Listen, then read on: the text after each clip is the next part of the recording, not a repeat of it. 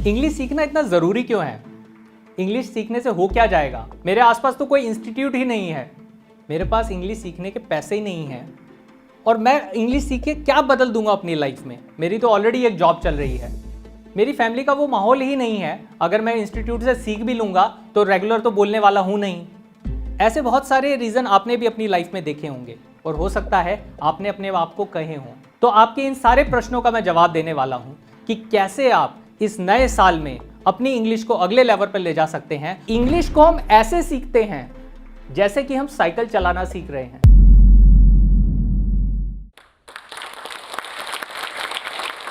Hello दोस्तों, मेरा नाम विकास जैन है। मैं एक इंटरनेशनल स्पीकर और एंटरप्रेन्योर हूं और मैंने दुनिया की बहुत बड़ी कंपनीज जैसे कि IBM और मैकेफी में भी काम किया। दोस्तों, मेरी जो शुरू की पढ़ाई हुई थी वो हिंदी मीडियम से शुरू हुई थी। 7th क्लास तक मैं हिंदी मीडियम में पढ़ा था और 8th क्लास में जाकर मैंने इंग्लिश मीडियम को चुना और मैंने लाइफ के उन स्ट्रगल को देखा जो आप में से भी बहुत सारे लोगों ने कभी कभी अपनी लाइफ में महसूस किया होगा। जैसे कि जब आपको कुछ प्रश्न का जवाब आता भी है तो आप क्लास में हाथ नहीं खड़ा करते। क्यों नहीं खड़ा करते? क्योंकि आपको हिचकिचाहट होती है कि इस बात को मैं इंग्लिश में पूछूंगा कैसे, बताऊंगा कैसे। तो मैंने अपने आसपास के माहौल को देखा और मेरे बड़े भैया ने भी मेरे को रिकमेंड किया कि बहुत जरूरी है कि आज समाज को देखते हुए तुम इंग्लिश मीडियम को ज्वाइन कर लो। तो मैंने इंग्लिश मीडियम ले लिया। तब मेरे को एक बात पता चली कि मेरे को अपनी इंग्लिश पे काम करना पड़ेगा, ऐसे तो लाइफ नहीं चल सकती। इसी बात को सोचते हुए मैंने कुछ इंग्लिश स्पीकिंग कोर्स ज्वाइन किए।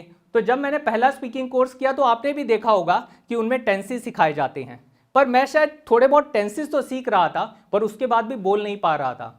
कुछ साल बाद फिर से मैंने एक और इंग्लिश स्पीकिंग कोर्स ज्वाइन किया और फिर भी मेरे पास कुछ खास फायदा नहीं हुआ।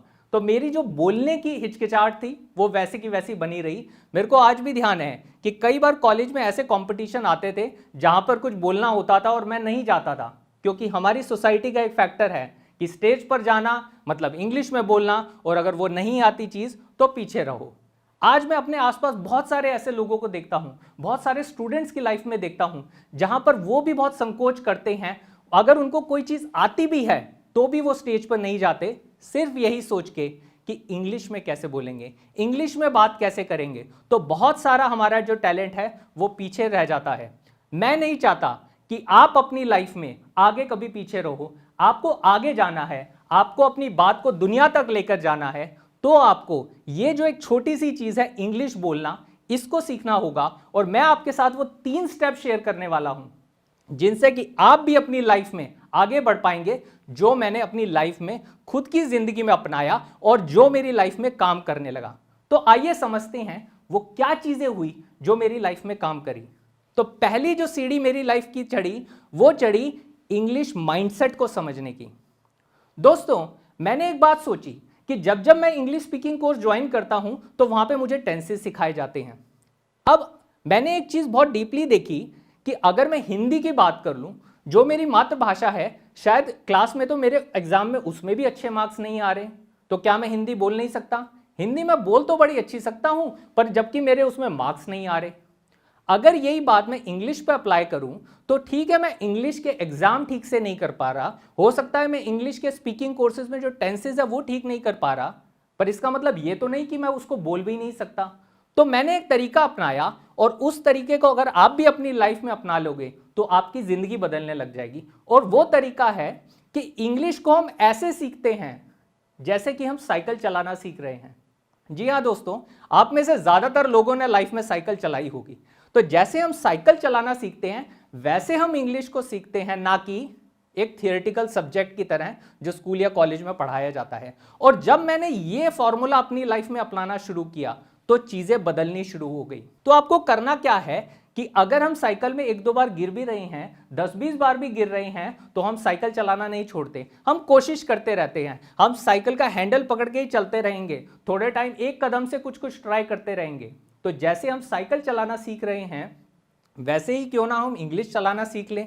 तो इंग्लिश अगर हमें चलानी है और अपनी लाइफ को चलाना है तो इंग्लिश बोलने के लिए भी हम एक एक बेबी स्टेप उठाना शुरू करते हैं। तो मैंने क्या करने लगा कि जितना हो पाया मैं उतना जरूर करता था। जिस भी जगह मेरे को लगता था कि मेरे को बार बार ट्राई जरूर करना है। आप देखिएगा दोस्तों, मैंने भी कहा मैंने 2-3 बार इंग्लिश स्पीकिंग कोर्स ज्वाइन किया। इसका क्या कारण था? क्योंकि मेरे को यह तो पता था कि वो मैं सीख सकता हूं, हो सकता है किसी कारणवश अभी तक नहीं सीख पा रहा था, पर कुछ कुछ चीज़ बदलता रहूँगा, कुछ कुछ नई कोशिश करता रहूँगा, पर कभी तो करना सीखूंगा। इसी सोच के साथ में मैंने इंग्लिश माइंडसेट को डेवलप किया, स्पीकिंग माइंडसेट को डेवलप किया। तो आज जब आप इस बात को सुन रहे हैं, आप अपनी लाइफ में क्या चाहते हैं?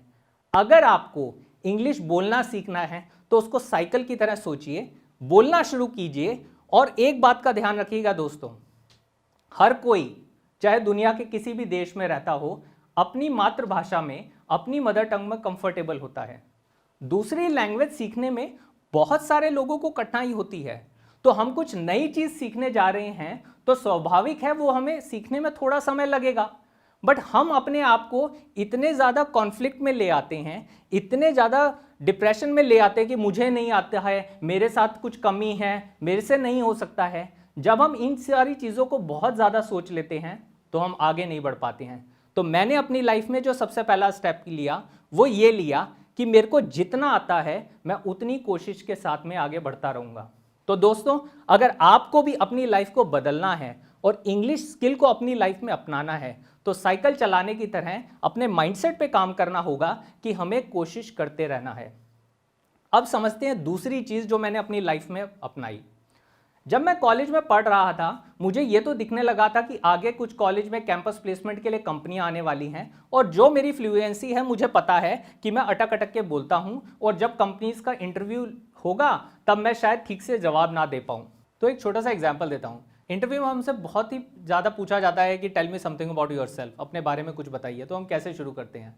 तो जब मेरी प्रैक्टिस नहीं थी तो मेरे सेंटेंस ऐसे शुरू होता था, आई एम, और मेरे दिमाग में ये चल रहा होता था कि अब मैं आई के साथ टेंसेस कौन सा लगना है, एम आएगा, इज आएगा, आर आएगा। माई नेम इज विकास जैन। तो मैंने क्या किया, गर्मियों की छुट्टियां हुई कॉलेज में, 2 महीने की छुट्टियां थी, तो मैंने एक इंग्लिश अखबार को उठाया, क्योंकि इससे पहले मैंने कई बार ये तो सुना था कि इंग्लिश को तेज तेज बोलकर पढ़ना चाहिए, पर मैंने कभी ट्राई नहीं किया था। मैंने इंग्लिश का अखबार उठाया और रोज 1 घंटा तेज तेज बोलकर उसको पढ़ता था। जी हाँ दोस्तों, रोज 1 घंटा तेज तेज बोलकर उसको पढ़ता था। मेरा गला सूखने लगता था, थोड़ा पानी पिया, फिर से शुरू किया। कोई और मोटिवेट नहीं कर रहा था, मैंने खुद के लिए टारगेट बनाया था कि मैं रोज 1 घंटा इंग्लिश का अखबार तेज बोल के पढ़ूंगा। कई बार कोई शब्द नहीं समझ आता था तो थोड़ा डिक्शनरी को रेफर कर लिया। पर मेरा वहां पे एक चीज सोच थी कि जैसे हम साइकिल चलाना सीखते हैं वहां पर हमें अपने शरीर को ट्रेनिंग देनी होती है। सिर्फ दिमाग को यह बता देना कि साइकिल चलाने के लिए 2 पैडल ऐसे ऐसे चलाने होते हैं, काम नहीं करता। हैंडल को ऐसे ऐसे हिलाना होता है, काम नहीं करता, जब तक हमारी बॉडी को उसकी आदत नहीं पड़ जाती है। आपने भी देखा होगा, जब आप कुछ दिनों तक साइकिल चलाना शुरू करते हैं तो शुरुआत में कई बार कंफ्यूजन हो जाती है कि कई लोग पैडल की ओर ध्यान देंगे, कई लोग हैंडल हिलाते रहेंगे। ये शुरू में सबके साथ गलतियां होती हैं, पर धीरे धीरे कुछ महीनों बाद आपने देखा होगा हमारी बॉडी अपने आप ही साइकिल चलाने लग जाती है, हमें बैलेंस करने के लिए कोई कठिनाई नहीं होती। वैसे ही जब मैंने 2 महीने ऐसा करता रहा और 2 महीने की छुट्टियों के बाद मैं वापस कॉलेज पहुंचा तो मेरे कई दोस्तों ने मेरे को बताया, विकास तुम्हारी जो इंग्लिश बोलने की फ्लुएंसी है वो बढ़ गई है, कोई कोर्स ज्वाइन किया था क्या? मैंने कहा नहीं, ऐसा तो मैंने कुछ नहीं किया, पर मैं जानता था मैंने क्या किया। तो जो परिवर्तन उन 2 महीनों में मेरे साथ हुआ, जो मुझे अदरवाइज नहीं पता चल रहा था, वो मेरे दोस्तों ने मेरे को बताया कि तुम्हारी जो इंग्लिश की फ्लुएंसी है वो बढ़ गई है। आप चाहे भारत के किसी भी राज्य में हो, चाहे वो छोटे से छोटा एरिया हो, चाहे आपको दूसरी कोई किताब मिले या ना मिले, पर मैं विश्वास करता हूं कि आपके पास आसपास कहीं ना कहीं कोई इंग्लिश न्यूज़पेपर तो जरूर होगा। और एक और बात सोचने की है दोस्तों, मैं वहां पे वो इंग्लिश न्यूज़पेपर कोई न्यूज़ पढ़ने के लिए नहीं पढ़ता था कि मेरे को कोई रोज नया न्यूज़पेपर चाहिए। एक अगर मोटा न्यूज़पेपर मिल गया तो वही मेरा हफ्ते 10 दिन का काम कर देता था, क्योंकि मेरा वहां पे सिर्फ इंग्लिश बोलने से मतलब था, न्यूज़ पढ़ने से मतलब नहीं था। तो एक अखबार मिला और उसको ही मैंने 5 दिन, 6 दिन, 10 दिन तक पढ़ता चला गया। फिर एक और दूसरा अखबार उठा लिया, फिर उसको 10 दिन तक बोलता चला गया। आप सोच के देखिए दोस्तों, कई बार हम कह देते हैं कि मेरे पास इंग्लिश सीखने के पैसे नहीं हैं, मेरे पास इंग्लिश सीखने के लिए ये नहीं है, मेरे पास इंग्लिश सीखने के लिए वो नहीं है। जो मैं आपको तरीका बता रहा हूँ इसमें कितनी कॉस्ट लगती है? 4 से 5 रुपए का एक अखबार आता है और उसको भी अगर आप 10 अखबार भी ले लेते हैं तो आपके 50-60 रुपए में आपने कितने महीने का काम आपका हो गया। और एक और सीक्रेट बताऊं, अगर आप रद्दी की दुकान पे जाएंगे तो आपको 5 रुपए में ही कई